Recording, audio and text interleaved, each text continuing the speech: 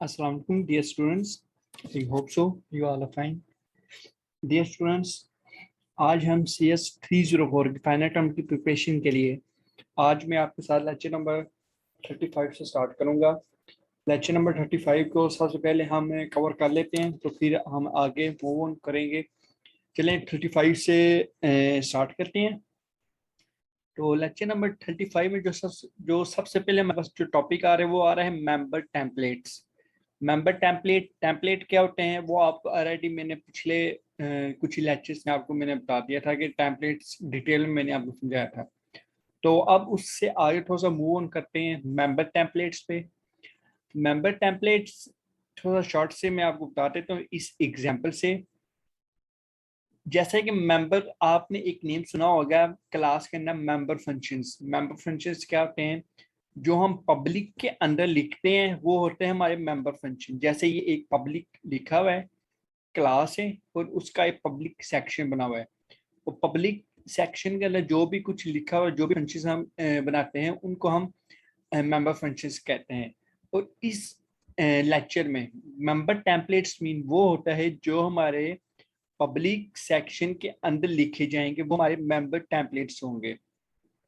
इनको हम member templates भी कह सकते हैं और दूसरी फॉर्म में हम इनको मेंबर फंक्शंस भी कह सकते हैं, क्योंकि मेंबर फंक्शन और टेम्पलेट्स दोनों की फंक्शनैलिटी बिल्कुल सेम है, ये कुछ परफॉर्म कर रहे हैं।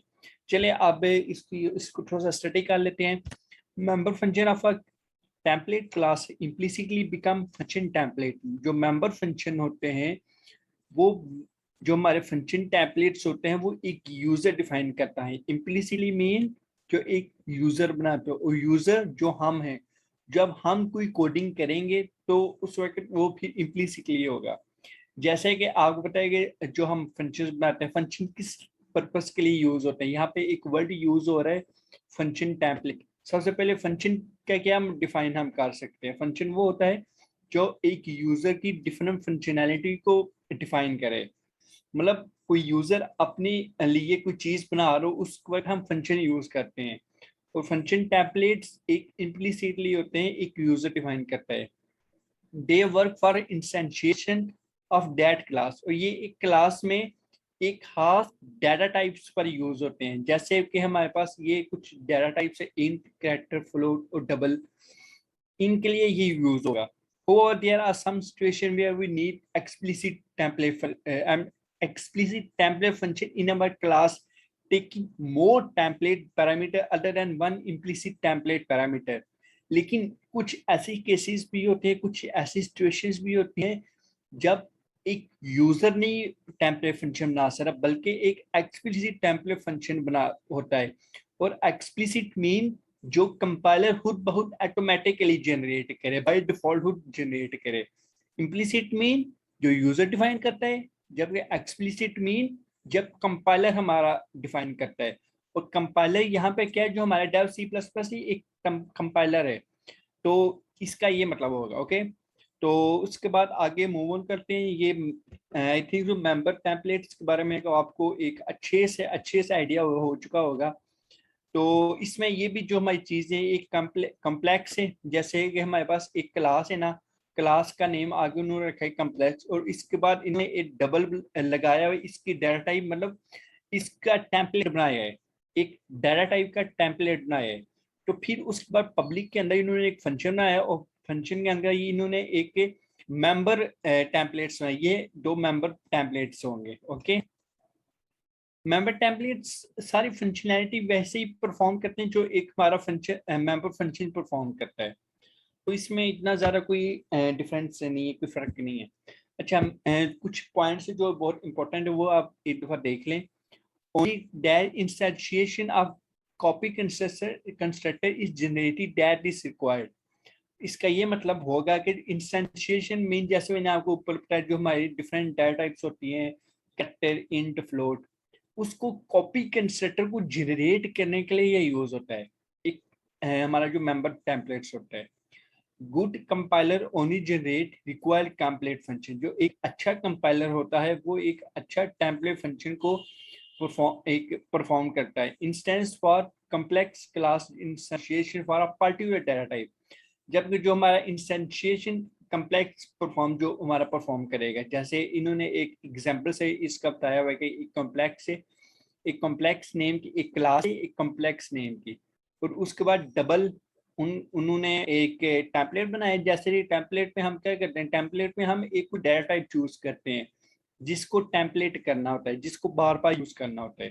तो इन्होंने एक डबल, इस डबल को इन्होंने यहाँ पे उसका लिया है। ओके, फिर इसके बाद हम नीचे मूव ऑन करते हैं। क्लास टेम्पलेट स्पेशलाइजेशन, ये एक बहुत इंपॉर्टेंट टॉपिक है। कुछ आगे स्पेशलाइजेशन आएंगी, उसके बारे में थोड़ा सा मैं आपको बताऊंगा। जैसे ये सबसे पहले है कि यहाँ पे आ रहे class template specialisation. Class template specialisation तो डायरेक्ट मैं आपको यहाँ से एक एग्जांपल से, तो वहीं से मैं आपको करवाता हूँ। ये एग्जांपल अगर मैं समझाऊंगा तो मुश्किल आपको समझ आए। इसके बारे में थोड़ा सा मैं आपको आगे जाके बताऊं कि क्लास टेम्पलेट स्पेशलाइजेशन मीन क्या होती है, क्योंकि इसका टॉपिक आगे रिवाइज हो रहा है इसी लेक्चर्स में। अच्छा, सबसे पहले आप ये देखिए मेंबर टेम्पलेट्स क्या होते हैं। 36 लेक्चर में इसको रिवाइज करें एक दफा। मेंबर टेम्पलेट क्या होते हैं? मेंबर टेम्पलेट जैसे उन्होंने ऑलरेडी बताया ऊपर 35 लेक्चर में बताया था कि मेंबर टेम्पलेट में सेम फंक्शनैलिटी वही परफॉर्म करते हैं जो हम इम्प्लिसिट मेंबर फंक्शन बनाते हैं जब हम क्लास में एक मेंबर फंक्शन बनाते हैं पब्लिक सेक्शन के अंदर।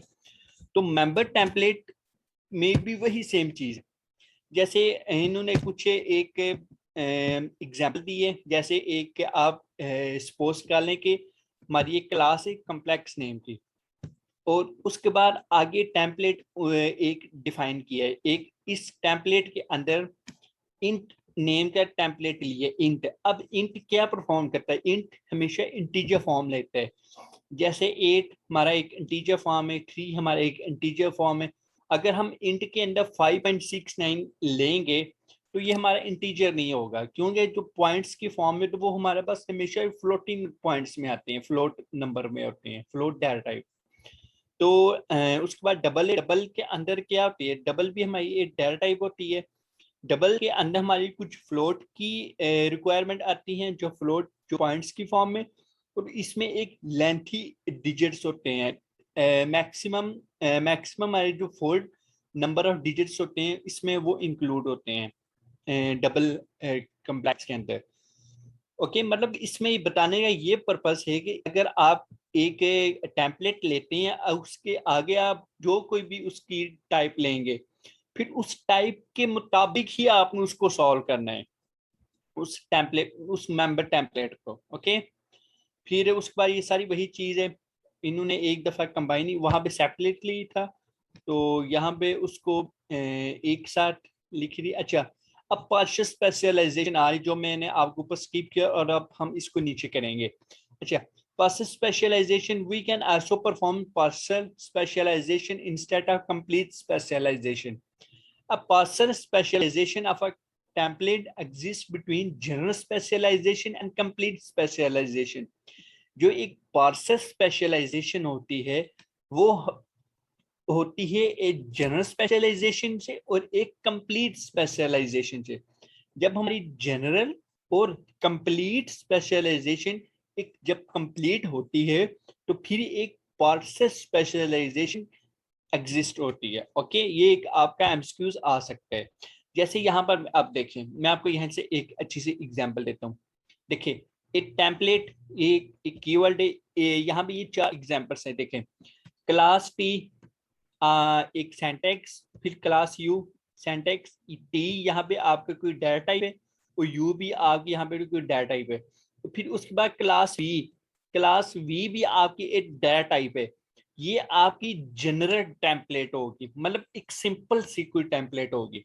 फिर पार्सल स्पेशलाइजेशन क्या होती है? या एक टेम्पलेट एक सिंपल कीवर्ड है, फिर क्लास टी एक वही सेम चीज, एक सिंपल सा उन्होंने एक उसकी डाटा टाइप लिए। फिर क्लास यू एक सिंपल से डाटा टाइप है, फिर उसके बाद इंट आर। अब क्वेश्चन ये आ रहा है कि यहाँ पे इंट क्यों आया? इंट ये क्या करेगा? इंट यहाँ से पैरामीटर पास करेगा, डिफरेंट जो पैरामीटर्स होंगे वो पास करेगा। ये हमारा पार्शियल स्पेशलाइजेशन में आता है। जब हमारे एक टेम्पलेट के अंदर जाके कोई पैरामीटर्स पास होते हैं, एक या दो, एक या दो, जब हमारे पार्सल एक या दो सॉरी पैरामीटर पास होंगे तो एक पार्शियल स्पेशलाइजेशन होगी। जैसे एक इस थर्ड में भी यहाँ पे एक क्लास है, फिर फ्लोट नेम और इंट नेम के दो पैरामीटर पास हुए हैं, तो ये भी एक पार्शियल स्पेशलाइजेशन होगी। फिर उसके बाद है टेम्पलेट, इंट, फ्लोट, फिर इंट।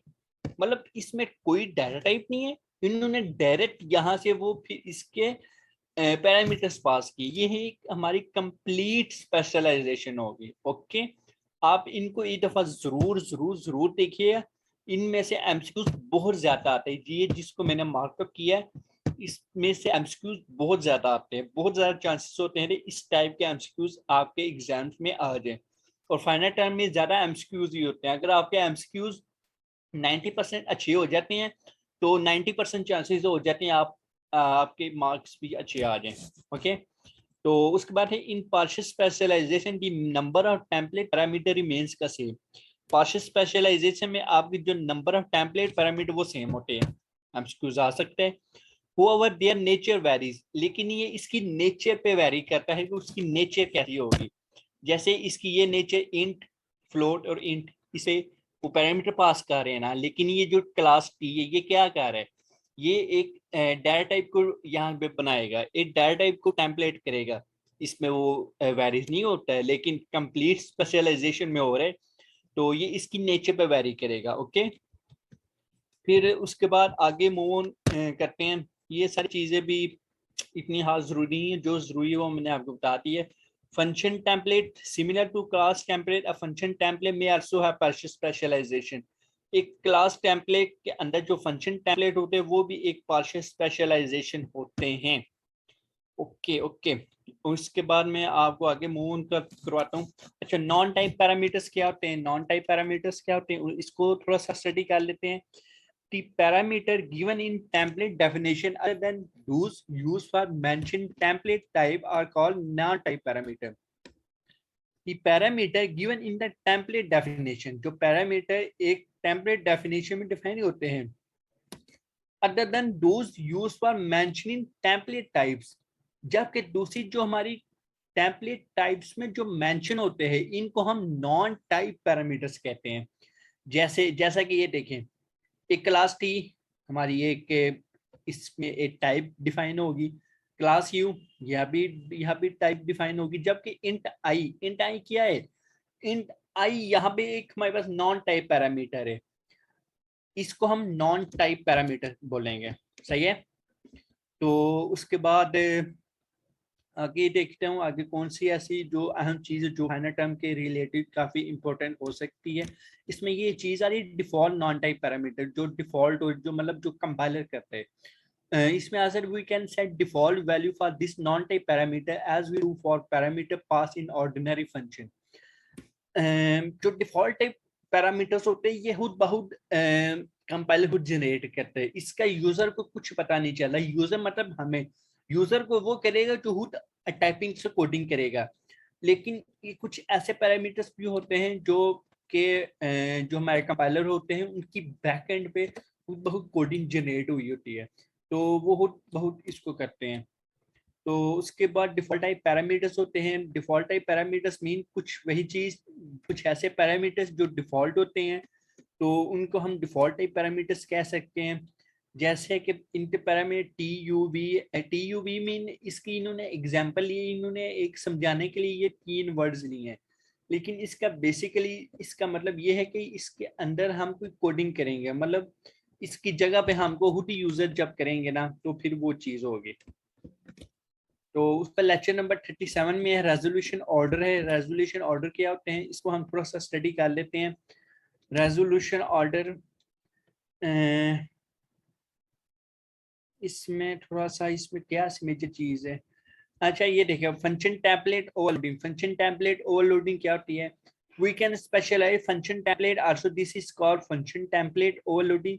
हमारी जैसे हम फंक्शन जब हम कोई मेंबर फंक्शन बनाते हैं तो मेंबर फंक्शन में भी हम ओवरलोडिंग करते हैं, ओवर मतलब कुछ फंक्शन को ओवरलोड कर देते हैं।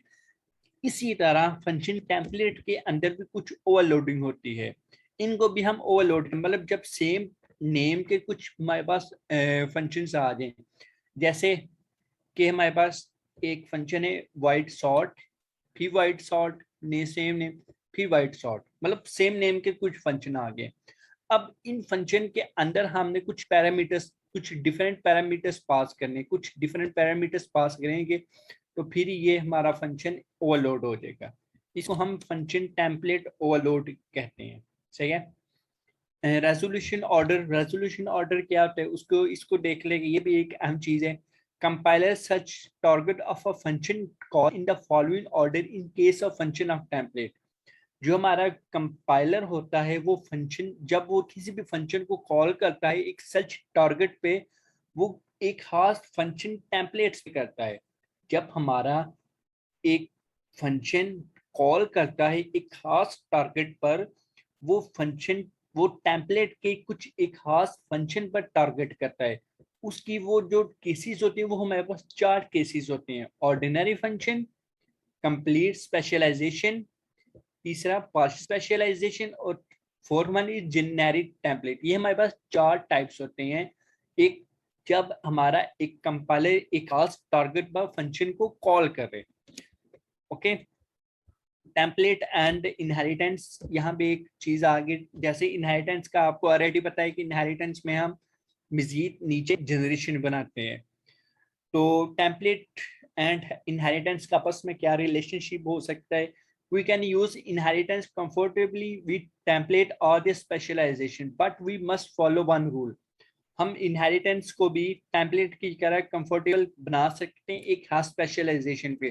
तो इसके भी कुछ अहम रूल्स होते हैं। Number one is if we have a template class then all classes derive from it should also be class template.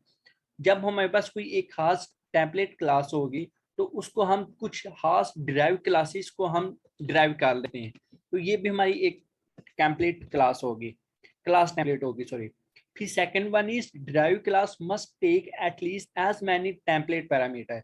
जो एक डिराइव क्लास होती है वो एक कम से कम must at least as many template parameter, तो कम से कम जितनी कम से कम एटलीस्ट मैनी टेम्पलेट, मतलब ज्यादा से ज्यादा टेम्पलेट पैरामीटर्स पास करेगी as a base class required for an instantiation. जो कि एक बेस क्लास के ऊपर जो इंस्टेंशिएशन जो रिक्वायर होगी, इंस्टेंशिएशन मीन इन फ्लोट डबल, जैसे हमने ऊपर स्टडी किया था इसको। तो इसके बाद derivation in case of generate template class, derivation हमारी होती है इसमें एक जनरेट टेम्पलेट क्लास के अंदर। तो उसके बाद derivation in case of partially specialized class, जो हमारी कुछ डेरिवेशन होती है एक कुछ पार्शियली स्पेशलाइज्ड क्लास पे, जैसे अ क्लास टेम्पलेट में inherit from a partial specialization. जैसे मैं आपको थोड़ा सा इसकी एग्जांपल्स को थोड़ा सा करवाता हूँ। जैसे ये देखें, एक एग्जांपल कर लेते हैं। एक टेम्पलेट है और उसके अंदर इसकी एक टाइप बनी हुई है क्लास टी नेम की। क्लास टी नेम की मतलब टी यहाँ पे एक कोई डाटा टाइप है, एक खास डाटा टाइप है। अब फिर उसके बाद क्लास ए आ रहा है, अब फिर इसमें क्लास टी हो रही है। अब क्लास ए और टी का आपस में कंपैरिजन हो रहा है, ए लेस देन टी के। तो उसमें फिर एक टेम्पलेट है क्लास टी के, फिर उसमें एक क्लास बी हो रही है, इसमें क्लास पब्लिक ए जो से मतलब जो हमारी क्लास ए है वो इनहेरिट हो रही है क्लास बी के अंदर, क्योंकि इनहेरिटेंस यहाँ पे हो रही है। ये एक हमारा, फिर ये हमारा एक ड्राइव, सॉरी, ये हमारा एक ड्राइव क्लास हो जाएगा। तो पब्लिक ए को हो रही है, मतलब क्लास ए की जो से पब्लिक फंक्शंस होंगे, जो से ये वाले फंक्शन, ये इन्होंने कुछ काफी सारे मिस किए हुए हैं, इन्होंने डॉट्स डॉट्स लगाए हुए हैं। इन्होंने इस एग्जांपल जस्ट इन्होंने स्ट्रक्चर बताया हुआ है, लेकिन मजीद इतना डिफाइन इन्होंने नहीं किया हुआ है। तो उसके बाद देख लें, आई थिंक सो ये लेक्चर्स ओवर हो चुके हैं। बहरहाल इसमें जो नीचे कुछ टॉपिक्स हैं वो भी मिस हो गए हैं क्योंकि इसमें कुछ कोई न्यू टॉपिक्स नहीं है। ओके। ये जो आपने 3 लेक्चर्स मैंने आपको करवाए हैं, 35, 36 एंड 37। अगर इन लेक्चर्स में अगर कोई भी किसी टाइप का आपका अगर कोई क्वेश्चन हो, अगर किसी ऐसा पॉइंट जिसकी आपको समझ ना आई हो, तो आप कमेंट बॉक्स में ज़रूर पूछिएगा, तो इंशाल्लाह मैं आपकी ज़रूर हेल्प करूँगा। ओके, इंशाल्लाह आप नेक्स्ट वीडियो में मिलेंगे। टेक केयर, अल्लाह हाफिज़।